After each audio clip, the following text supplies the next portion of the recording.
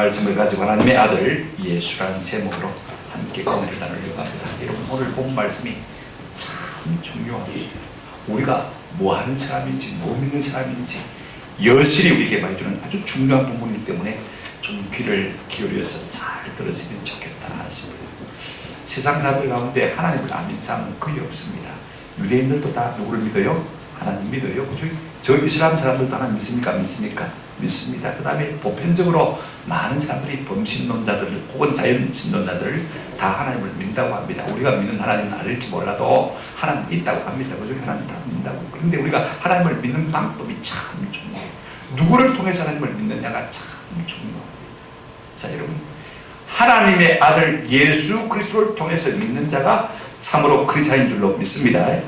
하나님의 아들을 부인하는 사람, 유대교인들, 이슬람 사람들 다 다르지 않습니까? 그죠? 근데 우리는 예수 그리스도 그분이 하나님의 아들이심을 믿는 사람들이고, 또 우리가 그렇게 믿을 때 하나님께서 참 우리의 믿음을 바르게 인정하시고 하나님께서 영광 받으시는 줄로 믿습니다. 우리 예수님 안식일에 저 베데스다 연못가에 생명부지의 사람에 다가가셔서 병을 고쳐주셨어요. 오랜 질병으로 중환질병에 걸려서 고생하는 사람입니다. 그죠? 이름도 우리가 알 수 없는 사람이지만 38년 동안 중보로 고생한 사람을 고쳐주셨습니다. 그가 예수님 이름 알았습니까? 몰랐어요. 예수님 그가 누구신지 알았습니까? 몰랐습니다. 어떤 조건을 제시했습니까? 전혀 그렇지 않습니다. 그래 예수님께서 그 병을 고쳐주는데 공교롭게도 말입니다. 그 병을 고친 날이 안식일이에요. 그래서 유대인들이 예수님에게 비난을 쏟아붓기 시작했습니다. 많은 날들이 있는데 하필이면 왜 안식일에 일하느냐. 그래서 예수님을 미워하고 정죄한 것을 볼 수가 있어요. 그때 우리 예수님께서 지난 시간에 읽었습니다만 17절에 보시면 이렇게 말씀하셨습니다. 예수께서 그들에게 이르시되 내 아버지께서 이제까지 일하시니 나도 만다 일한다. 여기에 뭐가 문제가 됐냐면요, 예수님께서 하나님을 보고 뭐라고 했습니까? 내 아버지라. 그러면 내가 누구란 말입니까? 하나님의 아들이란 말인 것입니다. 네가 사람인 주제에, 유대인인 주제에 네가 하나님을 아버지라고 그러냐? 네가 하나님의 아들이라고 그러냐? 이건 신승모독이다. 그래 판단해서 유대인들이 예수님을 죽이려고 한 것을 볼 수가 있습니다. 이쯤 되어지면 우리가 예수님의 심상을 가만히 생각해보면요, 우리 같으면 어떻게 했다고 짐작이 되어집니까? 이거 가지고 뭐 생명을 걸리지 않지 않습니까? 그죠? 그러니까 슬그머니 막 한 발 뒤로 물러설 법도 한데 말입니다. 우리 예수님께서는 이 문제에 대해서는요, 한치의 양보도 하지 아니하신 것을 볼 수가 있습니다. 오히려 당신께서 하나님의 아들이신 것을 드러내 보이시고 조목조목 그것을 증거해 보이신 것을 우리가 오늘 본문을 통해서 보게 되었습니다.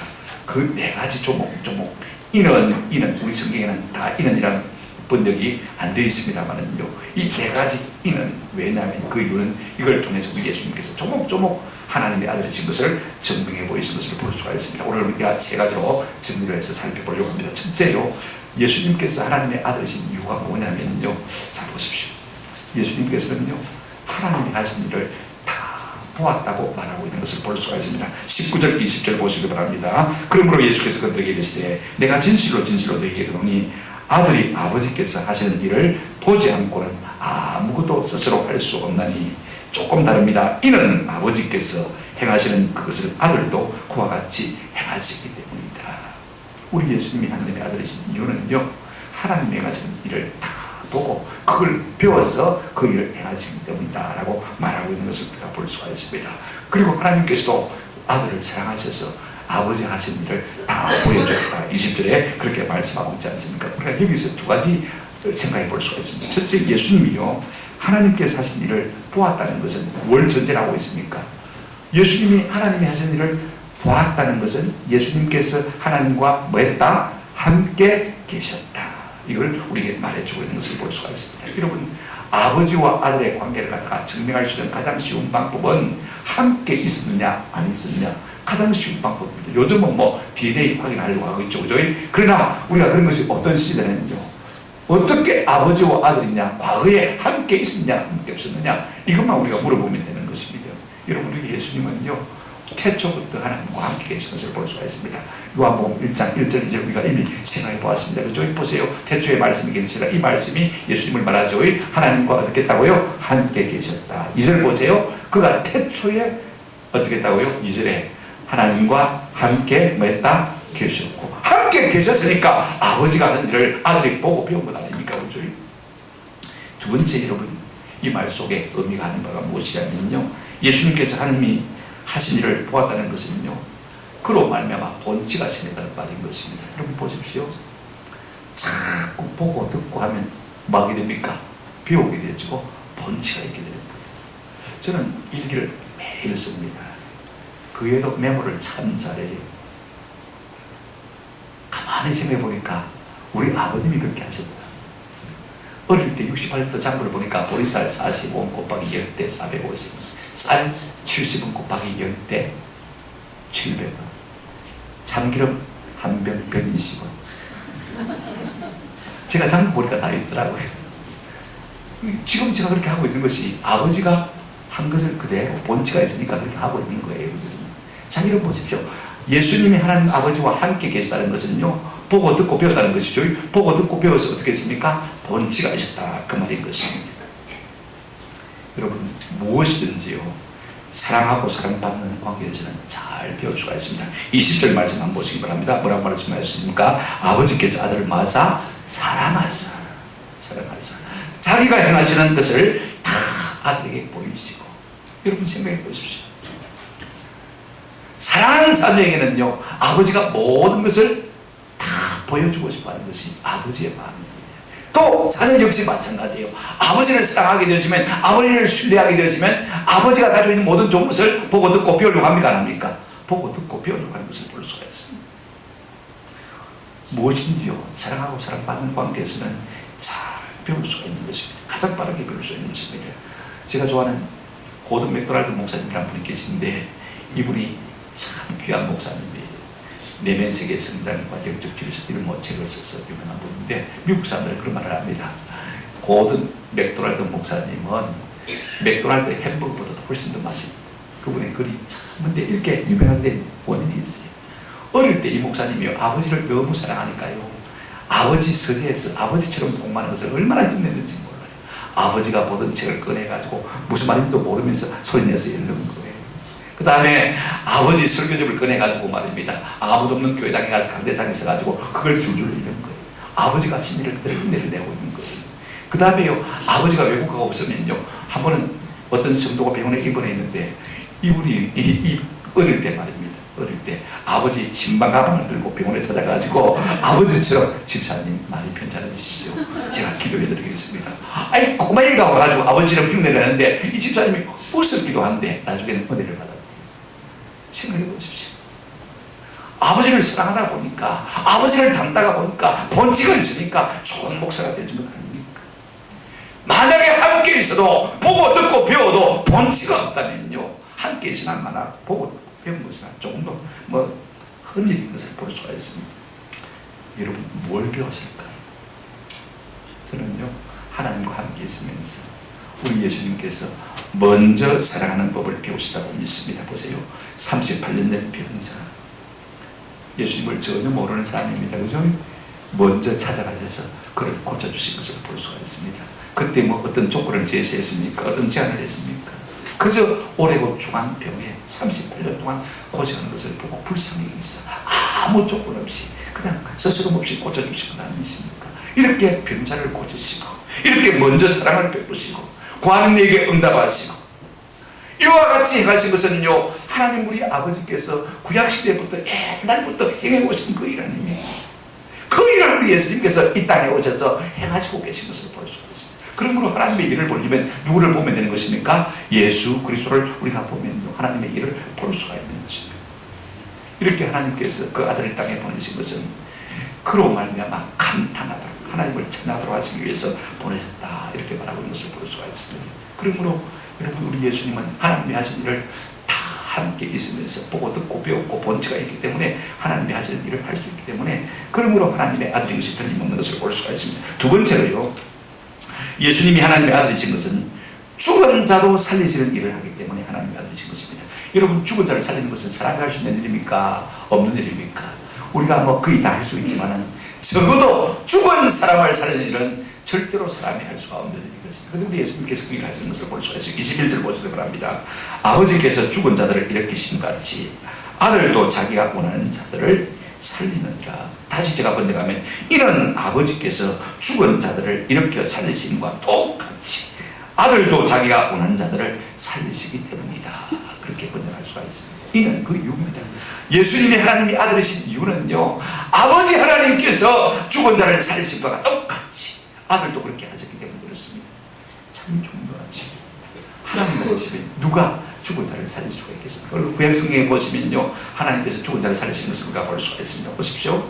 자, 여러분, 에녹 죽음을 보지 않고 하늘나라로 옮긴 대표적인 사람입니다. 창세기 5장 24절 보세요. 에녹이 하나님과 동행하더니 하나님이 그를 데려가심으로 락한 탁지에서 딱 손을 검지하시고 그를 데리고 가시니 그가 세상에 다시 있지 않더라. 또 한 사람 죽음을 보지 않고 하늘나라에 올라간 사람이 있습니다. 누굴까요?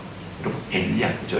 우리가 열왕기가 2장 11절을 보면요, 하나님께서 엘리야를 이제 하늘나라로 데리고 올라가시는데 엘리사가 자꾸 따라붙으니까 하나님께서 극약 처방을 하신 것을 볼 수가 있습니다. 열왕기가 2장 11절에 보세요. 두 사람이 길을 가며 말하더니 불수레와 불말들이 두 사람을 어떻게 하고요? 갈라놓고 그 다음에 어떻게 했습니까? 엘리야가 회오리 바람으로 하늘로 마더라 올라가더라. 불말과 불배그를 타고 올라간 게 아니고 회오리 바람을 통해서 하늘나라로 죽음을 보지 않고 올라간 것입니다. 누가 하신 일입니까? 하나님이 하신 것을 볼 수가 있습니다. 구약 성경에 보면요, 죽은 자가 살아나는 두 가지 이적이 나는 것을 볼 수가 있습니다. 엘리야 선자와 엘리사 선자를 통해서 나타납니다. 여러분 먼저 보십시오. 엘리야 선자가요, 하나님 앞에 기도해 줄 때 죽은 자가 살아났습니다. 열왕기상 17장에 보게 되어지면 이스라엘 백성들이 우상 숭배로 말미암아서 그 땅에 기근이 들었어요. 흉년이 들었습니다. 먹을 것이 없습니다. 하나님의 종도 마찬가지. 근데 하나님께서요, 그 엘리야를 떠서 옮기셨어요. 너 저 시돈 땅에 저 사라밧이라는 곳으로 가거라. 내가 그게 한 가난한 과부를 통해서 너를 먹이고 공개하겠다. 그래 갔어요. 거기서 하나님의 은혜로 먹고 삽니다. 그런데 그 아들이 갑자기 중환병에 걸려서 죽은 거예요. 그때 이 엘리사가 어떻게 합니까? 그 아들의 시신을 안고 자기 침대에 올려놓고요, 하나님 앞에 간절히 기도합니다. 내 하나님 여호와여, 이 아이의 혼으로 그의 몸에 돌아오게 하옵소서. 한 거니까 열왕기상 17장 22절에 보면 이런 말씀이 있습니다. 한번 같이 읽어보실까요? 시작. 여호와께서 엘리야의 소리를 들으시므로 그 아이의 혼이 몸으로 돌아오고 살아나는지라. 누가요? 여호와께서 그 엘리야의 소리를 기도를 들으시므로 하나님께서 그 아이의 생명을 돌려주신 것을 우리가 보게 되었습니다. 또 하나요, 엘리사 선자도 마찬가지로 이와 같은 일을 한 것을 볼 수가 있습니다. 열왕기하 4장에 보시면요, 이 엘리사 선자가 저 갈멜산에서부터 저 아래 있는 길갈까지 늘 왔다 갔다 그럽니다. 이걸 유심히 바라본 수냄 여인이요, 자기 동네가 중간쯤 되어지니까 우리 집에서 좀 시장하실 때인데 먹을 것을 드시면 좋겠다. 점심을 좀 드시고 가십시오. 그래서 늘 점심 봉사를 했어요. 봉사를 하다 보니까 그 봉사가 좀 더 중요해져서 자기 남편에게 부탁했습니다. 여보, 아무래도 피곤하실 텐데 우리 이 담벼락 위에다가 다락을 하나 지. 그래가지고 집을 짓고는요, 거기다가 책상을 넣고 의자를 넣고 침대를 넣고 침대를 하나 놨습니다. 엘리사가 너무 후한 대접을 받은 거예요. 그래서 그를 위해서 기도해 줬습니다. 그랬더니 그 여인이 태가 열려서 아들을 낳았습니다. 몇 년의 세월이 지난 다음에 그 아들이 아버지를 따라 밭에 나갔다가요, 아이고 머리야 갑자기 아마 일사병이 걸린 것 같아요. 그래서 아버지가 종을 시켜서 빨리 엄마한테 데려주라 그랬더니요, 대낮에 그 아이가 엄마 품에 안겨서 죽었어요. 근데 이 수냄 여인이 어떻게 하냐면요, 그 죽은 아이를 갖다가 다락에 있는 엘리사의 침대 위에 올려놓고는 멀리 나귀를 타고 엘리사 선자를 찾아갔습니다. 갈멜산까지 찾아가시면 그의 무릎을 붙들고 하소연 합니다. 내가 아들을 달라고 하던가 책임지세요. 그래서 엘리사 선자가 다가와서는요, 그 아이를 어떻게 합니까? 오늘 열왕기하 4장 34절 35절에 보시면 이런 말씀이 있습니다. 아이 위에 올라 엎드려 자기 입을 그의 입에, 자기 눈을 어떻게 해요? 그의 눈에, 자기 손을 그의 손에 대고 그의 몸에 엎드리니 아이의 살이 차차 마더라 따뜻하더라. 35절 엘리사가 내려서 집안에서 한번 이리저리 다니고 다시 아이 위에 올라 엎드리니 아이가 7번 재채기를 하고 눈을 뜨는지라. 할렐루야. 하나님의 은혜로 말미암아 그의 혼이 들어와서 그가 살게 된 것을 볼 수가 있습니다. 이렇게 하나님은요, 살리시는, 죽은 자도 살리시는 하나님이신 것을 볼 수가 있습니다. 그렇다면 그 아버지의 일을 누가 한다고 했습니까? 예수님이 한다고 했으니까 그럼 예수님께서 이 땅에서 살리시는 일을 하셨느냐? 우리가 복음서를 보게 되면 3번 죽은 자를 살릴 일이다 하는 것을 우리가 볼 수가 있어요. 보세요. 자, 첫째가요, 금방 죽었어요. 회당장 야이로의 딸 12살 난 소녀를 일으키신 것을 볼 수가 있습니다. 마가복음 5장과 누가복음 8장에 나와 있습니다만은요, 예수님께서 길 가실 때 회당장 야이로가 예수님 앞에 무릎을 꿇고 간구했습니다. 지금 내 딸이 다 죽어가니 속히 오셔서 내 딸을 좀 고쳐주십시오. 그런 사이에 이 12회를 헬루족으로 앓던 여인이 예수님의 옷가에 와서 옷깃에 손을 댔습니다. 그리고 잠시 예수님 행렬이 멈춰진 것이죠. 그런 사이에 이 12살 날 야이로의 딸이 죽었습니다. 그럼에도 불구하고 예수님은 계속해서 그들을 끌어가셨어요. 누가복음 8장 52절부터 제가 읽어드리겠습니다. 모든 사람이 아이를 위하여 울며 뭐 했습니까? 통곡했습니다. 예수께서 이르시되 마지 말라, 울지 말라. 죽은 것이 아니라 자는다. 여러분, 세상 사람들이요, 죽은 거하고 자는 거하고 분간 못하겠습니까? 그러니까 그들이 어떻게 했습니까? 53절에 그 죽은 것을 아는 거로 뭐 했습니까? 비웃었습니다. 세상에 죽은 거하고 자는 것도 분간을 못하나 비웃었어요. 택도 없는 소리 하고 있다. 근데 어떻게 했습니까? 54절 예수께서 아이의 손을 잡고 손을 잡고 불러 이르되 아이야 말아 일어나라. 마가복음을 보면 달리다군 그렇게 말씀하셨어요. 달리다 말은 소녀야 라는 말이고, 그 다음에 쿵 하면 일어나라는 말입니다. 그죠? 일어나라 소녀야. 그렇게 했습니다. 자, 근데 어떻게 됐습니까? 55절 한 가지를 보게 시작. 그 영이 돌아와 아이가 곧 일어나거늘 예수께서 먹을 것을 주라 명하시니. 우리 주님께서 아이야 일어나라 명하시니까 그 아이가 일어나 말도 하고 음식도 먹는 것을 볼 수가 있어요. 이렇게 우리 주님은 생명의 주님이신 것을 볼 수가 있습니다. 여러분, 두 번째가요, 어떤 일입니까? 이제 죽어서 장사 지내려가는 나인성 과부의 아들을 살리신 것을 우리가 볼 수가 있습니다. 자, 유대인들은 보통 이틀장을 치러요. 그러니까 적어도 이 사람이 죽은 지 이틀이나 되었습니다. 이제 상계 행렬이 나인성 밖으로 나갑니다. 공동묘지가 밖에 있으니까 말입니다. 그런데 마침 예수님께서 무리들과 함께 나인성으로 들어오셨습니다. 만났어. 누가복음 7장 13절에 보시면 주께서 과부를 보시고 불쌍히 여기사 울지 말라 하시고, 여러분, 전 재산입니다. 전 소망입니다. 그 아들이 사라졌으니 여러분, 절망떠는 인생입니다. 그런 여인을 향해서 우리 예수님께서 뭐라고 하셨습니까? 울지 말라. 여러분, 울지 말라고 한들 안 울 수가 있습니까? 내 문제가 해결되지 않는 한 평생 울 수밖에 없는 것이 이 과부의 신세입니다. 근데 우리 주님이 뭐라고 하셨어요? 가까이 가서 그 관에 어떻게 하시고요? 손을 대시니 맨 자들이 서는지라. 예수께서 이르시되 뭐라고 했습니까? 한번 따라합시다. 청년아 일어나라. 내가 네게 말하노니 청년아 일어날지어다. 예수님이 명하시니 사망의 권세가 물러가고 그가 일어나 앉고 말도 하는 것을 볼 수가 있습니다. 그는 청년이었습니다. 죽은 지 이틀 만에 살아났습니다. 세 번째로 예수님께서 살리신 일이 어떤 일인 것입니까? 잘 아는 대로 우리가 죽은 지 나흘이나 되어서 이미 무덤 속에 장사 지낸 바된 누굽니까? 나사로를 예수님께서 살리신 것을 볼 수가 있어요. 39절에 보시면 11장 예수께서 이르시되 무덤 앞에 가서 돌을 옮겨놓으라 하시니 그 죽은 자의 누이 마르다가 이르되 주여 죽은 지가 나흘이 되었으니 벌써 뭐가 난다고요? 냄새가 나잖아요. 죽은 지 나흘이 됐으니까 벌써 상하기 시작하는 것이죠. 그래도 내가 믿으면 하나님의 영광을 보리라 하지 아니하였느냐. 돌을 옮기놓아 하실 때 우리 예수님께서 어떻게 하셨습니까? 자, 41절 보시기 바랍니다. 돌을 옮겨놓으니 예수께서 눈을 들어 우러러 보시고 이르시되 아버지여 내 말을 들으신 것을 감사하나이다. 42절 항상 내 말을 들으시는 줄을 내가 알았나이다. 그 다음에 43절 보시기 바랍니다. 이 말씀을 하시고 큰 소리로, 목이만 한 소리 아닙니다. 나사로야 일어나 줄래? 살아나 줄래? 그렇게 한 것이 아닙니다. 큰 소리로 뭐라고 하셨습니까? 나사로야 일어날지어다. 일어나라 라고 명령하신 것을 볼 수 있습니다. 나사로야 나오라 라고 외치시고 명령하시니까요, 무덤이 그를 붙들어주지 못하고 내려왔습니다. 44절 한 가지 읽겠습니다. 시작. 죽은 자가 수족을 배로 동인 채로 오다오는데 그 얼굴은 수분에 쌓였다. 예수께서 그러시되 풀어놓아 다니게 하라 하시니라. 여러분, 죽어서 꽁꽁 붙어가지고 영까지 다 있는데 그걸 다 풀어서 나타내게 하신 것을 볼 수가 있습니다. 이것이 하나님이 하신 일, 예수님이 하신 것을 우리가 볼 수가 있습니다. 이것이 주님이 하시는 일인 것입니다. 무엇 때문에 어떻게 이것이 가능한 것입니까? 26절을 보시면 본문에 아버지께서 자기 속에 생명이 있음 같이 아들에게도 생명을 주어 그 속에 있게 하셨고 생명의 씨앗을 그 속에 주셨다는 것입니다. 우리 예수님은 요한복음 11장 45절에 스스로 이렇게 말씀하셨습니다. 한번 따라합시다. 나는 부활이요 생명이니 누구든지 나를 믿는 죽어도 살리라. 생명의 원천 되신 분이 주님이신 것을 볼 수가 있습니다. 그러므로 우리 예수님은 아버지 하나님이 하신 것처럼 지금도 죽어자를 살리시기 때문에 하나님의 아들이 틀림이 없는 것을 볼 수가 있습니다. 그런데 온 가족과 생각해 보십시다. 누가 하나님의 자녀이고 아들이고 누가 마귀의 자식인 것입니까? 하나님의 아들은요 죽을 자도 살리는 것이 하나님의 아들이에요.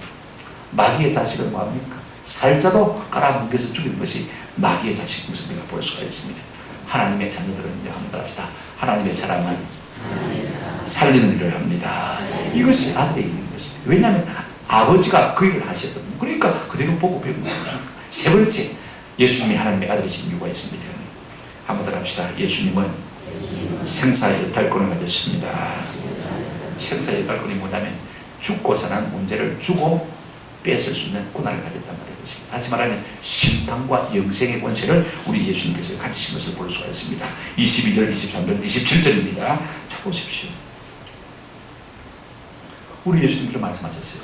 마태복음 28장 18절이죠. 예수께서 나와 말씀하여 이르시되 하늘과 땅의 모든 권세를 내게 주셨다. 여러분 누가 누구에게 무엇을 주었단 말입니까? 하나님 아버지께서 아들 예수 그리스도에게 하늘과 땅에 속한 모든 권세, 그 중에 뭐가 포함되십니까? 심판하는 권세, 영생의 권세도 다 주신 것을 볼 수가 있습니다. 그렇다면 예수님이야말로 왕 중의 왕이시고 만주의 주가 되신 것을 우리가 알 수가 있지 않습니까? 자, 먼저 우리 예수님께서 받은 것이 무엇입니까? 현세와 내세의 모든 심판권을 가진 것을 볼 수가 있습니다. 이 12절 한번 보실까요? 아버지께서 아무도 심판하지 아니하시고 심판을 어떻게 하셨다고요? 다 아들에게 뭐 하셨습니까? 맡기셨어요. 이는 모든 사람으로 아버지를 공경하는 것 같이 아들을 공경하게 하려 하십니다. 아들을 공경하지 아니하는 자는 그를 보내신 아버지도 공경하지 않는다. 우리가 예수를 믿지 않으면 하나님을 믿는 것이 아니라는 것입니다. 예수를 통해서 누구를 믿습니까? 하나님을 믿는 것이라 그 말씀인 것입니다. 우리가 예수님을 하나님의 아들로 공경할 그때 우리 하나님이 영광을 받으시는 것입니다. 근데 여기서 우리가 심판에 대해서 좀 생각해 볼 필요가 있을 것 같아요. 심판은 무엇을 말합니까? 단죄, 정죄를 얻는 것입니다. 많은 사람들이요 죽은 후에 심판을 믿지 않으려고 하는 것을 볼 수가 있습니다. 사람들은 사람이 다 죽는다는 사실을 압니다. 그죠? 그런데 그 다음에 뭐가 있다는 사실을 모릅니까? 심판이라는 사실을 몰라요. 자 보십시오. 27절 또 인자됨으로 말미암아 심판하는 권한을 주셨다. 29절에 선한 일을 행한 자는 생명의 부활로 악한 일을 행한 자는 뭐요? 심판의 부활로. 우리 주님이 분명히 말씀하신 것을 볼 수가 있어요. 오늘날 참 감사한 것은 우리 예수님께서 우리가 당하게 될 만나야 될 심판에 대해서 분명히 말씀하신 것입니다. 히브리서 9장 27절에 이렇게 말하고 있습니다. 한 번 죽는 것은 사람에게 만 것이요 정하신 것이요 후에는 반드시 뭐가 있습니까?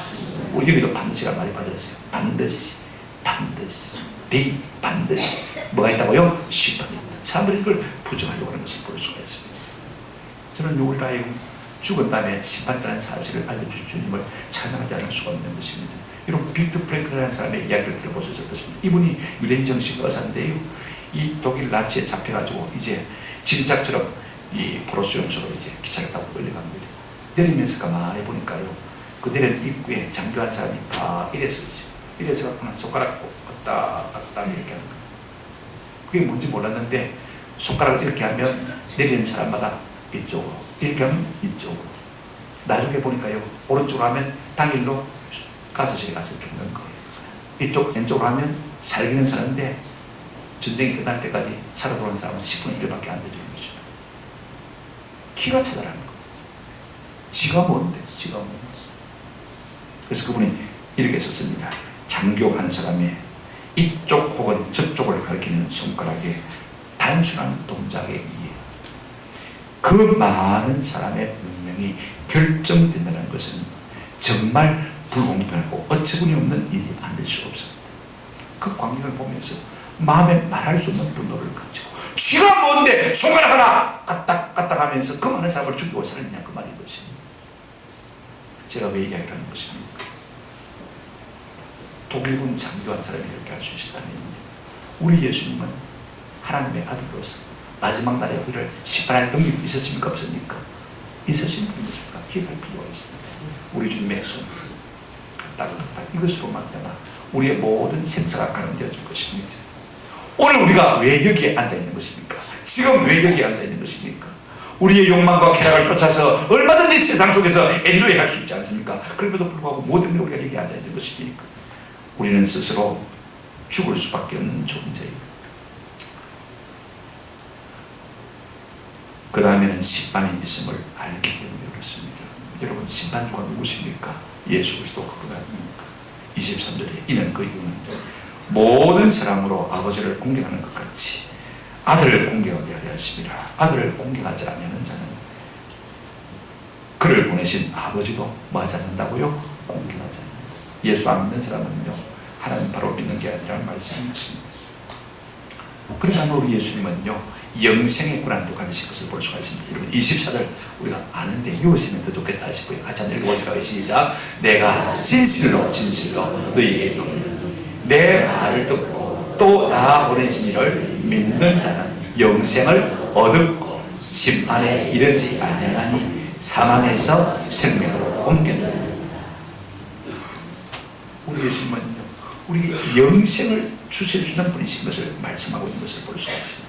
그렇다면 누가 어떻게 영생을 얻는 거예요? 여러분, 중요한 말씀입니다. 자, 여러분, 24절, 25절의 공통적인 말이 뭐냐면요, 가장 중요한 진실로 진실로 이렇게 강조해서 한 말이 뭐냐면요, 한번 합시다. 듣는 자, 듣는 자. 25절 끝에 보시면 듣는 자는 만다고요? 살아나리라. 이것이 아마 우리 하나님께서 우리에게 말씀해 주고자 하는 대명제일 것 같아요.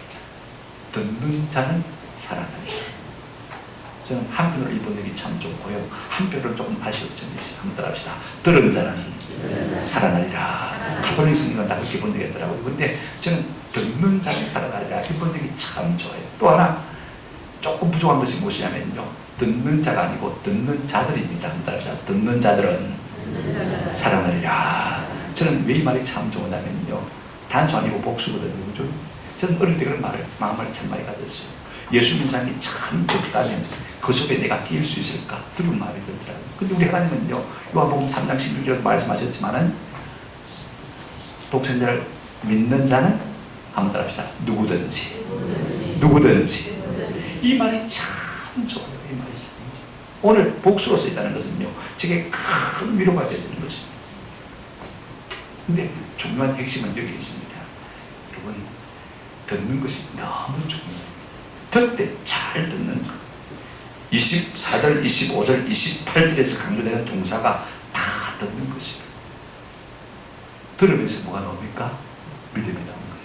로마서 10장 17절에 자, 뭐라고 했습니까? 그러므로 믿음은 어디서 나고요? 들으면서 나고, 들음은 하나님의 말씀, 그리스도의 말씀으로 나옵니다. 그러니까 우리가 말씀을 잘 듣는 것이 얼마나 중요한지 몰라요. 말씀을 잘 들어야 우리가 살고 잘 될 수 있음을 성경은 분명히 말하고 있습니다. 그런데 여러분, 이것도 내 마음대로 할 수가 없어요. 잠언 20장 11절에 보면 듣는 귀와 보는 눈은 다 여호와께서 하신 것이라 지으신 것이라. 하나님께서 듣는 귀를 안 주시고 보는 눈을 안 주시면요, 봐도 들어도 말짱 흔들린 것입니다. 우리가 살면서요, 최소한 세 가지를 듣고 살아야 해요. 한번 들어봅시다. 자연의 소리를 들어야 합니다. 의미 없는 소리 하나도 없어요. 새소리, 물소리, 모든 소리 다 의미가 있어요. 여러분, 청각장애자가 한 번은요, 이 거북기를 기차가 삐 기절을 울리면서 오는데도 들립니까? 안 들립니까? 안 들려요. 거북기니까 안 보이잖아요. 그 소리를 못 듣고 건너다가 달려오는 기차에 치여서 죽은 사례가 있고, 옛날에는 비리지 않습니다. 그런 신문의 기사들이 옛날에는 참 많이 나왔어요. 못 들으니까 어쩔 수가 없는 거예요. 우리가 자연의 소리를 잘 들었으면 참 좋겠습니다. 들으면요, 그 속에 교훈이 얼마나 많은지 몰라요. 두 번째요, 한번 들어봅시다. 세월의 소리 들읍시다. 시간 잭각 하는 그 소리를 좀 우리가 들을 수 있으면 참 좋겠다는 것입니다. 철학자 까미는 죽음에 대한 자각은 인간 실존의 시작이다. 말이 좀 어렵습니다만요, 적어도 사람이 죽는다는 사실을 알면서부터 철이 들었다, 그 말인 것입니다. 죽음의 문제를 의식하지 못한 사람은 아직도 철이 들지 못한 사람. 철이 든 사람은 죽음을 의식하고 살아가는 사람입니다. 내가 얼마만큼 살아왔고 이제 얼마만큼 살면 내가 하나님 앞에 서야 되는구나, 이걸 깨달을 줄 아는 사람이 진짜 참 철이 든 사람인 것입니다. 그러므로 우리는 세월의 소리에 진지하게 좀 길을 걸으면서 살아갈 필요가 있습니다. 세 번째 가장 중요한 것입니다. 하늘의 소리, 생명의 소리, 복음의 소리, 좀 우리가 진리의 음성 들을 필요가 있습니다.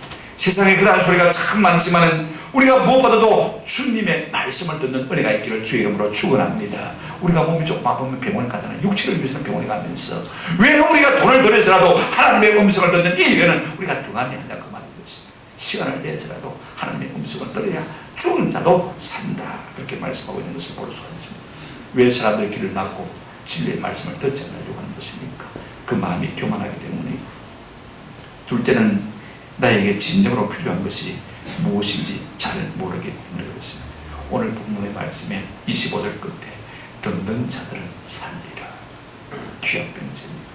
주님은 말씀으로 이 땅에 오신 것을 볼 수가 있습니다. 아무리 내 영이 죽어있어도 하나님의 말씀이 우리 귀에 들려오면 사는 역사가 우리 가운데 일어나게 될 줄로 믿습니다. 오늘 들을 수 있음에 감사하고, 이 말씀을 아멘으로 화답할 수 있음에 감사하고, 성령의 감동으로 말미암아 예수님이 하나님의 아들이신 것이 믿어지는 일을 해서 감사하는 저와 여러분 되시기를 주의 이름으로 축원합니다. 어떤 사람들은요, 창조주가 몇 가지 실수를 했다고 우스갯소리를 하는 것을 볼 수가 있습니다. 보세요, 눈은 감았다가 떴다 할 수 있습니다. 그죠? 그 다음에 입은 열었다가 닫았다 할 수 있습니다.